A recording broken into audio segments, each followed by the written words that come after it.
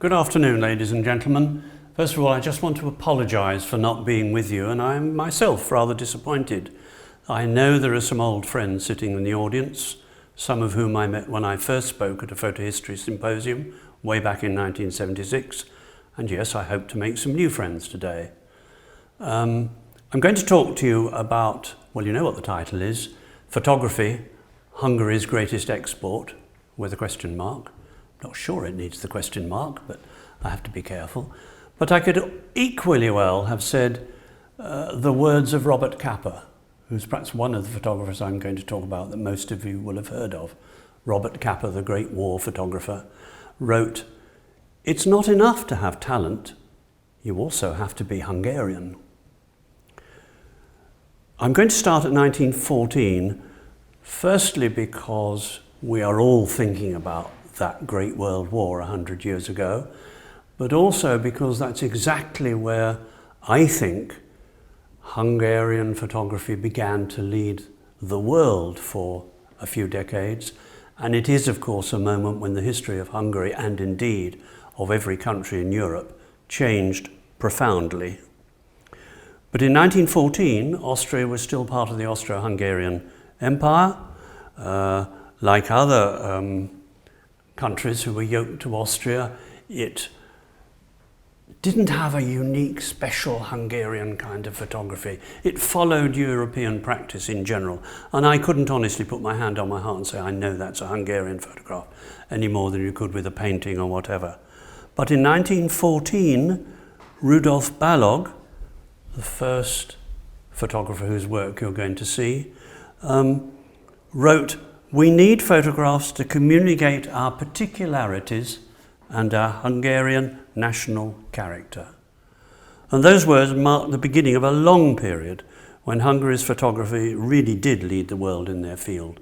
Some of them, the most famous are Brassai, Capa, Kertész, Moholy Nagy, and Munkácsy, they left Hungary and made their names in Germany, France, Britain, and America, gradually moving further and further west.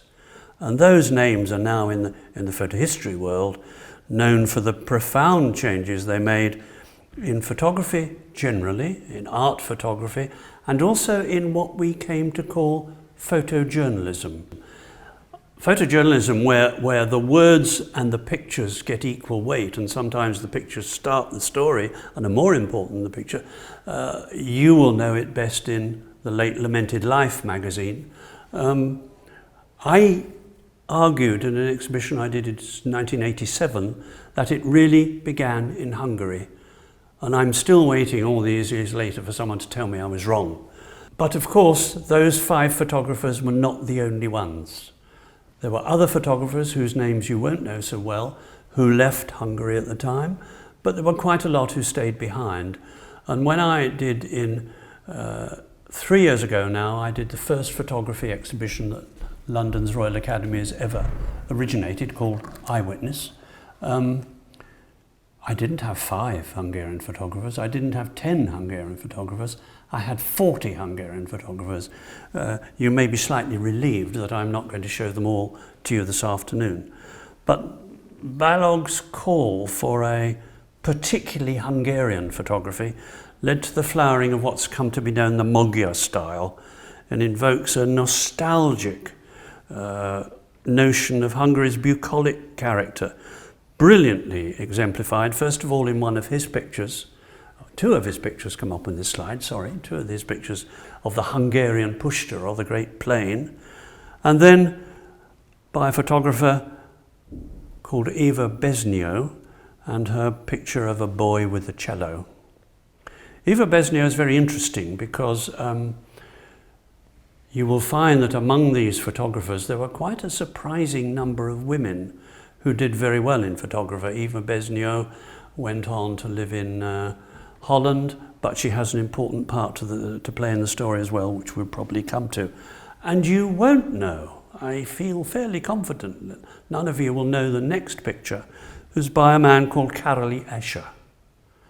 This famous picture of the bank manager at the baths also has quite an interesting part to play in the story. Robert Capa and other photographers and Kertész were born in the commercial area of Budapest called Pest. And Capa lived in an apartment block opposite which was a bank. That's the bank that this guy managed. And while we're looking at pictures of people swimming, let's have a look at André Kertész's extraordinary underwater swimmer, taken when he was recovering from a wound in the First World War in 1917. When we did the exhibition, George wrote 1 or 2 poems for us, and here's a little excerpt from his description, his poem to go with The Accordionist. The accordionist is a blind intellectual carrying an enormous typewriter whose keys grow wings as the instrument expands into a tall horizontal hat that collapses with a tubercular wheeze. The most striking record of the Austro-Hungarian army's war experiences was assembled by a newspaper. Here comes the beginning of the photojournalism I mentioned.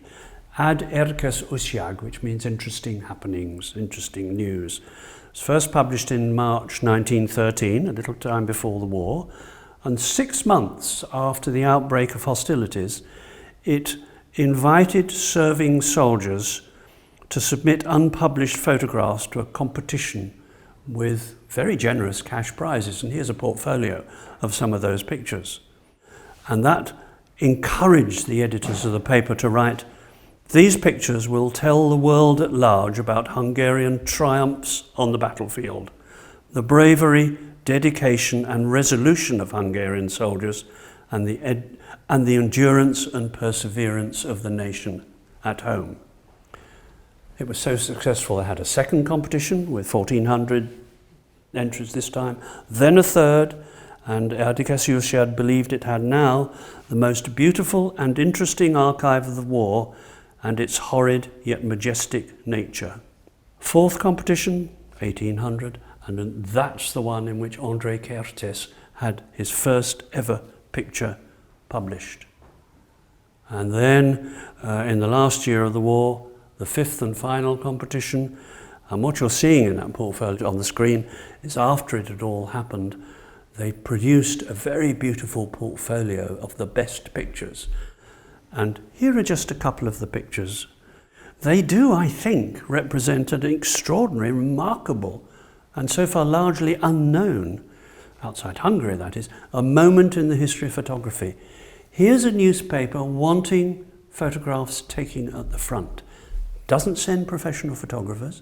It thinks that the people who are there are already the best people to do it. Think about that. So the soldiers have got cameras with them, which is not something you would take for granted. And a large number of pictures of it, that's the reason I quoted all the numbers, an extraordinary number of pictures came in. Unlike wars now, and indeed with some countries of wars in the First World War, some countries in the First World War, nobody stopped them taking photographs, nobody censored the pictures. You have far more pictures of really what was going on in the First World War from these Hungarian soldiers than you have from any of the wars in our own lifetime, where the governments rigorously censor them and try not to let them get published. It is, in my view, an extraordinary and unrivaled view of war. It's beautiful, it's moving. Hear them boasting about.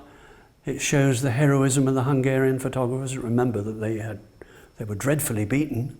In the end, it was a terrible disaster for them. After the war, picture stories really went on.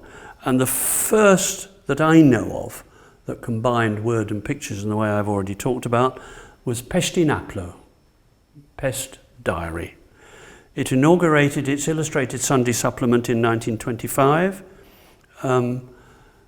and a name that is famous in photojournalism, certainly in Europe, Stefan Laurent, Hungarian, actually had had photographs published in it when he was only 13. And Munkácsy himself had pictures in it, and here are some of the pictures from that early days. After the First World War, of course, the Hungarian monarchy collapsed. Hungary lost nearly 3/4 of its territory Imagine that. It became a country quarter of the size of what it used to be. 64% of its population was suddenly living in other countries. It's tens and thousands of them are finding themselves living in countries they weren't born in, whose language they weren't supposed to speak. And so they came back to Hungary, which led to an awful lot of overcrowding, a lot of homelessness, a lot of difficult conditions, a lot of poverty, a lot of political unrest. But it also, I think, very much enriched the cultural climate. It brought together many photographers, painters, writers from different backgrounds who'd been spread out in this huge country, and they all came into the small country that's left behind. And that, again, is part of the reason perhaps why Hungary produced more photographers per thousand of the population than I think any other countries in the world, and leads to this story that we're telling today.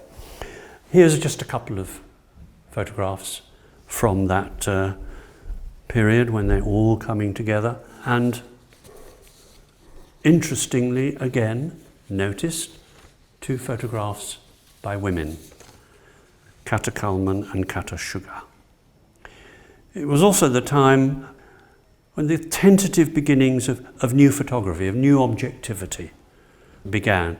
Experiments, I mean, therefore, with lighting, with cropping, within angles. And there was a particular liking for overhead views, taken from 45 degrees or so above ground, like this example of this procession of nuns by Eno Vadas. This device allows photographers, and indeed painters used it as well, to remove any sense of a horizon.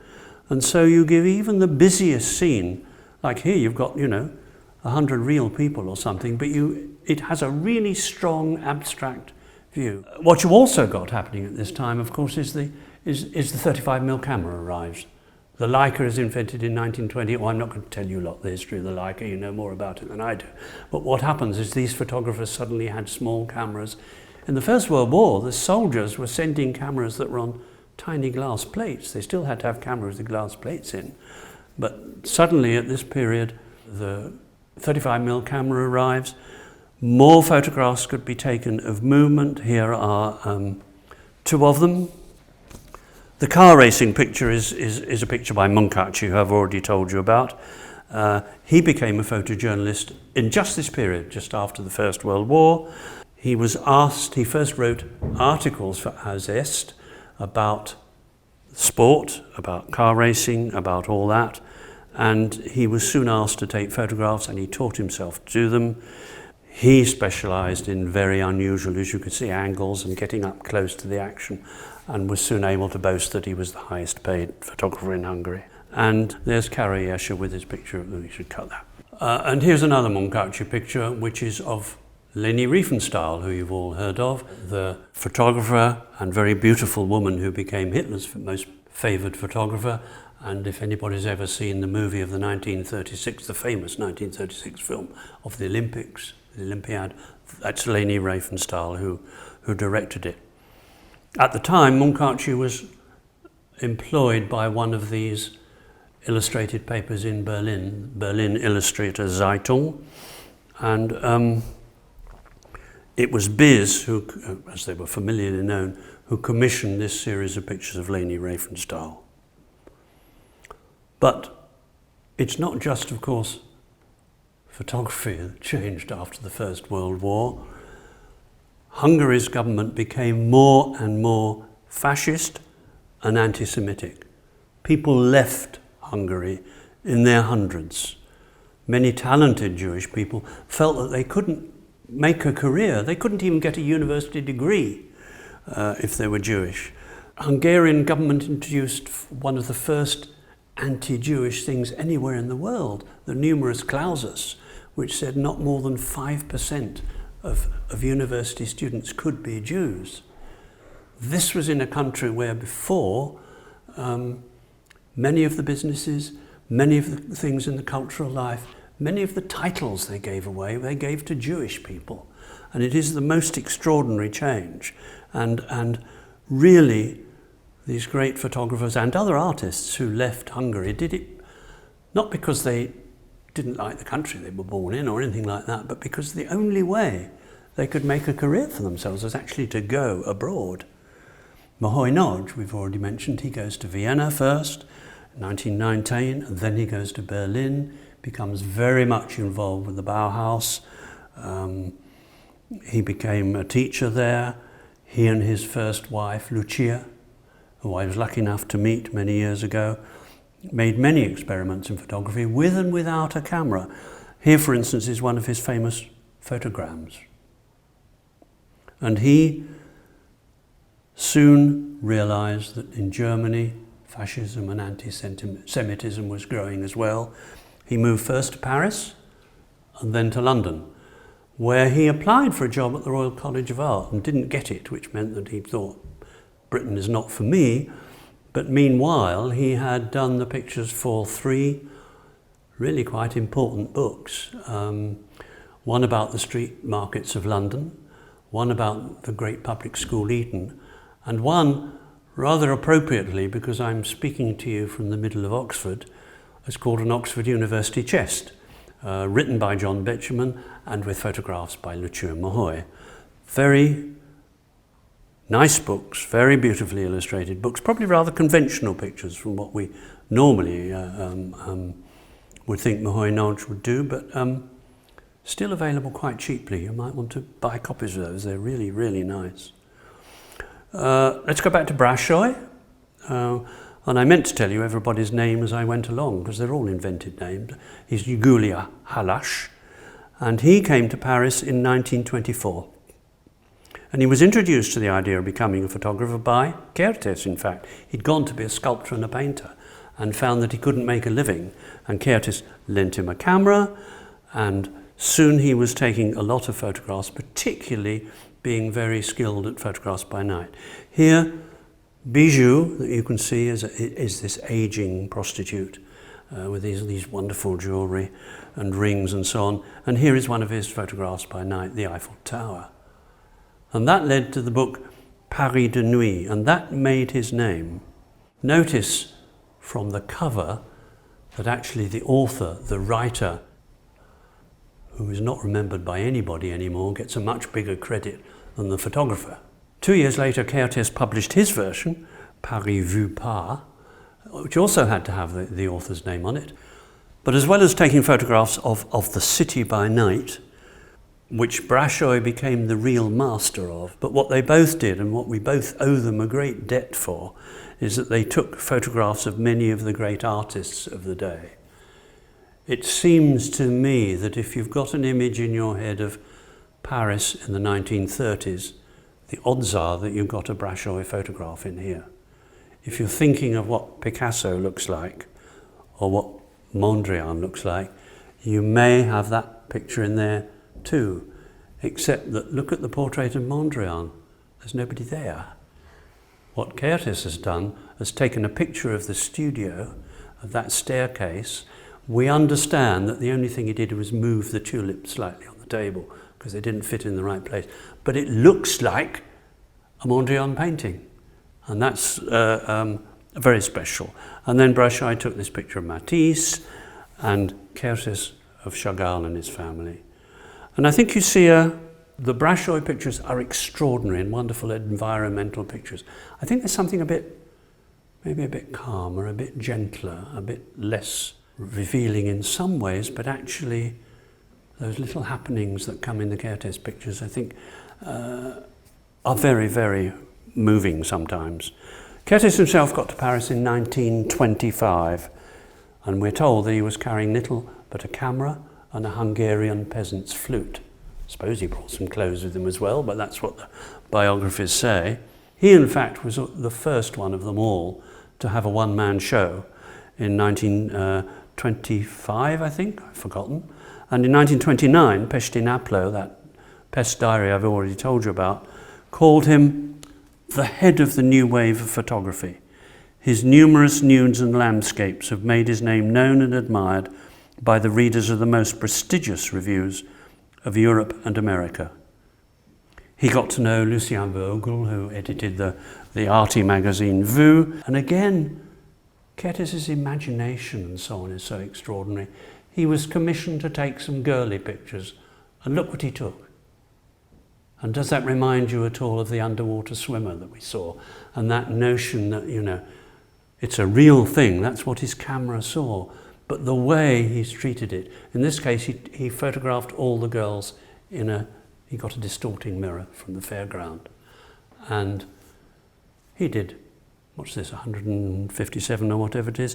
He did a couple of hundred of them and then stopped. He'd done that, I've worked through that, I move on. And my golly, he was always very good at moving on. But I do want to show you one that was unknown to me before I do the exhibition, and is a very new name in the hierarchy.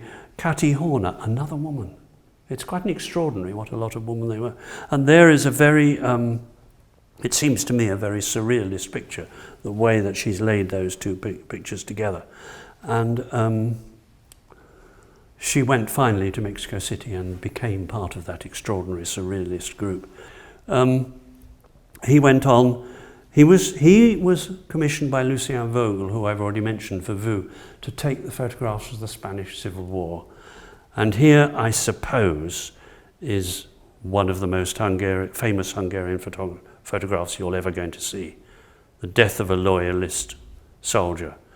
Now, I'm only supposed to talk for half an hour, so I'm not going to go into all the theories about whether he was dead, where it was done, and so on. But those photographs, and that photograph in particular, made him at the time one of the most famous photographers in the world. And there was a radio program in Britain not very long ago about the rights and wrongs and the truths and untruths of this picture.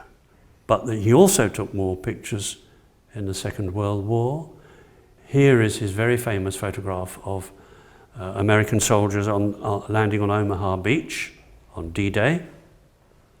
Story goes with this as well. He went out with the American troops, having waited in England for some time, so there are quite a few English and Welsh pictures that are not generally known.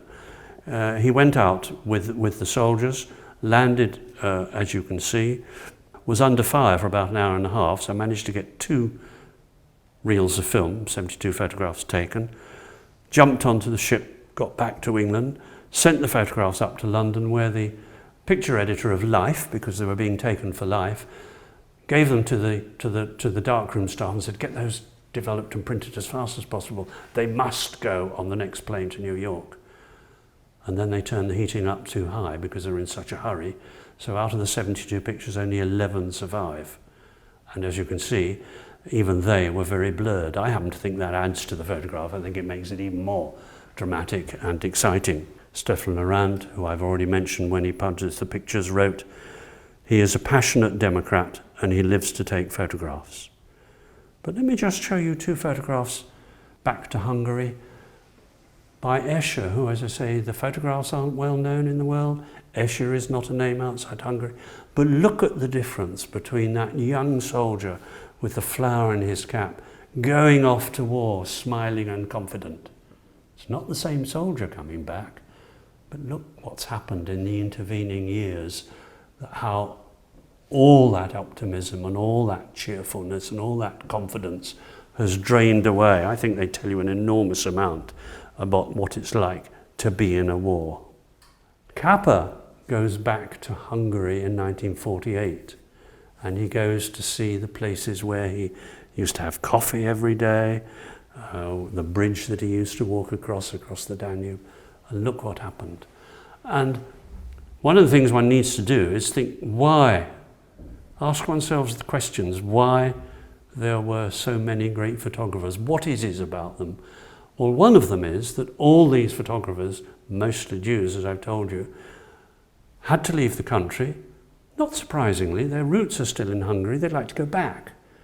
So that Capa is a very good example. He goes back. But the place he was born, the life he lived, the social life around him, it's gone. It's totally disappeared. So that sense of kind of melancholy and that almost sort of, and we'll see it more strongly in Kertész in a minute, that world is gone. Shall we, while we're at it, think of another reason? Well, can anybody in this room speak Hungarian? Do you understand Hungarian? Do Hungarians speak a language that's related to any other language? Not really. There are some theories about the links between it and Finnish, but I can tell you that Finns don't understand Hungarians and Hungarians don't understand Finns. So what happens? You go abroad, you can't get people to understand you. I know because I knew Kertész after he'd lived in America for 40-something years. He couldn't get through a paragraph without a French word here, a Hungarian word there, so on. So what do? You choose a non-verbal medium in which to communicate. And my time is running out, so I'm going to flash through the last 3 pictures fairly quickly. Munkachi, you've already seen his movement pictures in Budapest and Berlin. Started as a sports photographer. Here is the first fashion photograph he took. He went to New York. He was somewhat surprised to be asked by Harper's Bazaar to take some fashion photographs, and he decided that he didn't want to do what every fashion photographer had done up till then, which was get them beautifully lit in a studio and so on. He was commissioned to photograph bathing suits, so he took the model, Lucille Brokaw, out onto the beach and made her run down the beach. Oh, he couldn't speak American, so he just went. And Richard Avedon, one of the greatest fashion photographers of our time, said at that moment, fashion photography changed fundamentally. Look at these 3 photographs by André Kertész. That picture on the right, little cloud, he wrote of it, he said, that cloud's like me. It doesn't know which way to go. He'd gone to New York on a temporary contract for a year in 1936. He was still there when war broke out, couldn't go back to Europe, and he died there. I mean, he spent the rest of his life there. And I think, and he's a man I got to know moderately well, the melancholy never quite went away. Back to Hungary, this picture of a very good photographer called Laszlo Fejész, who you won't ever have heard of, is of his brother-in-law's wedding. And it will tell you something about what happened even in Hungary. Of course, having had the whole fascist thing between the wars, it then becomes part of the Russian-dominated Eastern Europe. This picture, can you see all the bullet holes on that apartment block? It's a very typical piece of architecture for Budapest. That's when the Hungarians tried to have a revolution against the Russians in 1956. The Russians came in with tanks and killed lots of people, shot all over, and those are some of the bullet holes left behind. The picture was published in Stern, the German magazine, 1965.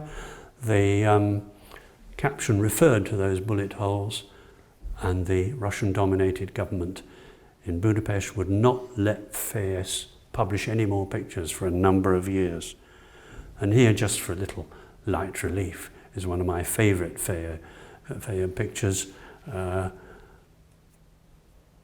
I used it for a Christmas card with great pleasure. Okay, 3 more photographers. Peter Cornish did what a number of the later photographers did, which was to really get to study something at great length. I know, and I have been with him, that he's gone back. He comes from Transylvania, part of Romania that used to be Hungary. He's been back to this village ever since 1968, recording the life in a bit of old peasant Hungary left behind in Romania. These 5 pictures come from The Guest Worker, when someone in a village in North Hungary could only earn a living by coming into Budapest every Monday morning, working on construction work of some kind, and going back home on Friday evening.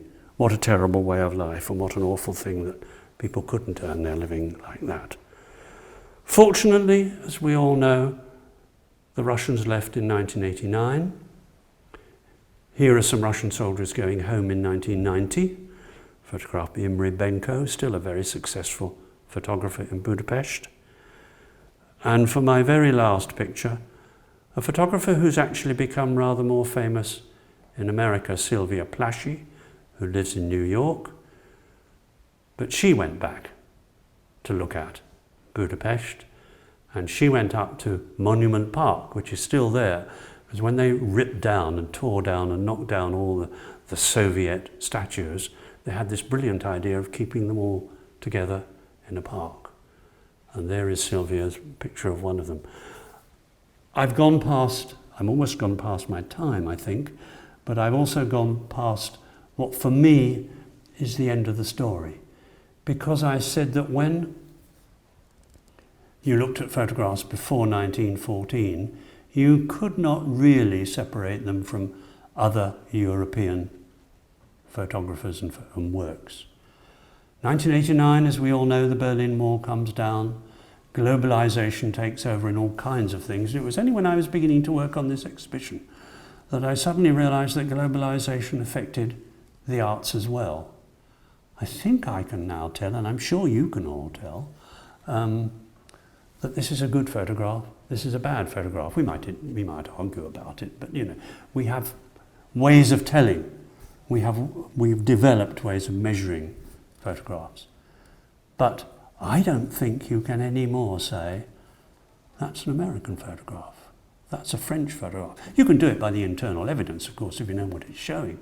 But in terms of style, in terms of the way the camera and the camera person's eye and lighting and composition, I think photography has become globalized like everything else.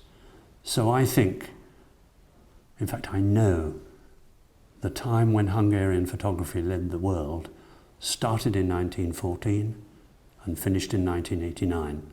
And that's where I'm going to finish too. Thank you.